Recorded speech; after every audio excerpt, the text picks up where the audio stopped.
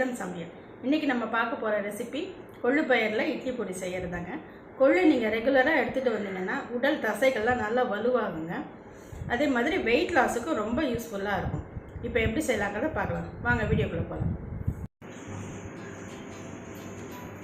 கொள்ளு பொடி செய்வதற்கு தேவையான பொருட்கள்: கொள்ளு 1/4 கிலோ,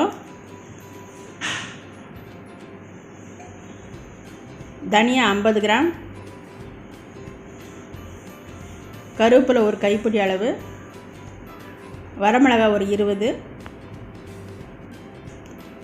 10 பல் பூண்டு, கடலைப்பருப்பு 100 கிராம், உளுந்தம்பருப்பு 100 கிராம், துவரம்பருப்பு 100 கிராம்,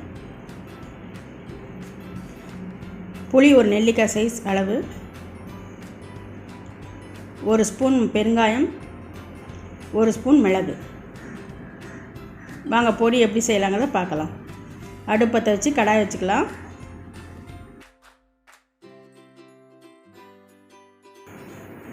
இப்போ கொள்ளை சேர்த்துக்கோங்க. 1 நிமிஷம் நல்லா வறுத்துக்கோங்க. கலர் சேஞ்ச் ஆகும், வெடிக்கவும் செய்யும். இந்த மாதிரி இருக்கும்போது எடுத்துருங்க. அடுத்து தனியாவை சேர்த்துக்கலாம்.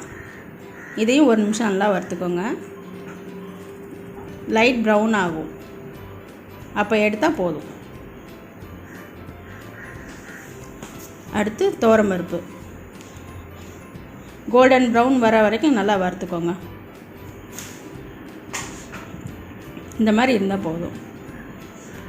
அடுத்து உளுந்தம்பருப்பு நல்லா 1 நிமிஷம் பொன்னிறமாக வர வரைக்கும் நல்லா வறுத்துக்கோங்க. பாருங்கள், பொன்னிறமாக ஆயிடுச்சு, எடுத்துக்கலாம். அடுத்து கடலைப்பருப்பு, இதையும் அதே மாதிரி நல்லா வறுத்துக்கோங்க. எல்லாமே நல்லா வாசனை வர அளவுக்கு நல்லா வறுத்துக்கோங்க.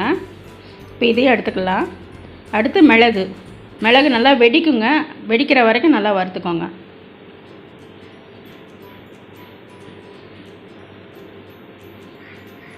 நல்லா வறுபட்டுருச்சு, இப்போ எடுத்துக்கலாம்.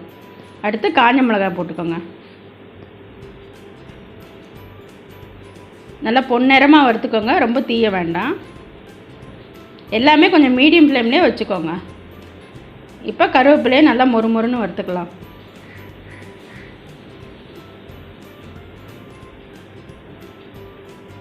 நல்லா வறுபட்டுருச்சு, இதே எடுத்துடலாம். 1 ஸ்பூன் எண்ணெய் விட்டுக்கோங்க.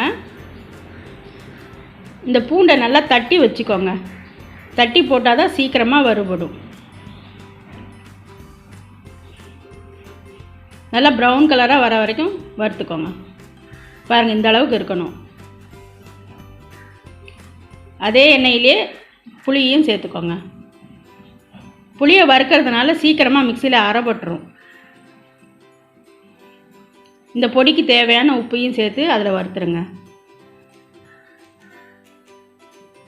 அடுப்பை ஆஃப் பண்ணிவிட்டு பெருங்காயத்தையும் அதில் சேர்த்துருங்க. அந்த ஹீட்லேயே வறுபட்டுரும். எல்லாத்தையும் நல்லா வறுத்தாச்சுங்க. இந்த பொருளெல்லாம் நல்லா ஆறணுங்க. ஆறுனா தான் மிக்சியில் அரைக்க முடியும். புளியை தனியாக எடுத்து வச்சுக்கோங்க. இதில் பாதி பொருள் மிக்சி ஜாரில் சேர்த்துக்கலாம்.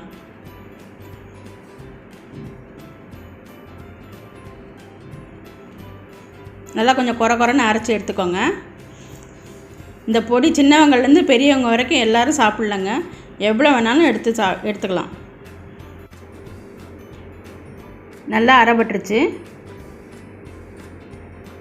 இந்த அளவுக்கு இருந்தால் போதும்.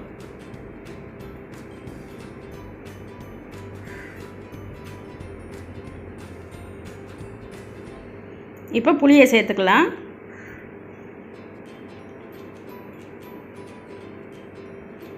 புளியை சேர்த்து நல்லா லேசாக இப்படி விட்டு அரைச்சிக்கோங்க. இதே மாதிரி மீதி இருக்க பொருளையும் சேர்த்து அரைச்சி எடுத்துக்கோங்க. பாருங்கள், இந்த அளவுக்கு தான் பக்குவம் இருக்கணும்.